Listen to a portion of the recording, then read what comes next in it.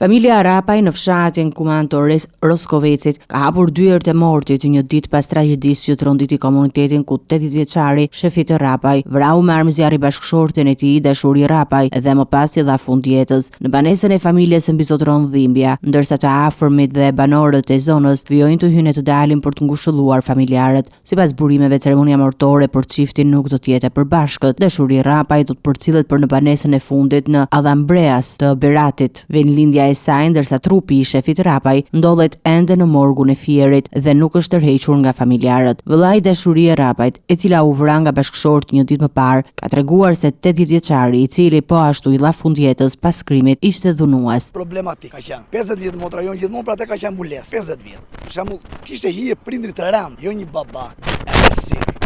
Të vi fëmijët ta përqafoj, të vi gruajat se jemi vetë familjar. Hidhi dorën në qafë, lodhe, bere. Banorët e zonës tregojnë se familja e autorit nuk është paraqitur ende në banesë, ndërsa janë të pranishëm kryesisht të afërm të viktimës, siç shprehen disa prej tyre. Trupat e dy të ndjerëve ndodhen në të njëjtën banesë? Vetëm dashuria është këtu, kurse shefitin e ka lënë djemtë e kanë lënë mort.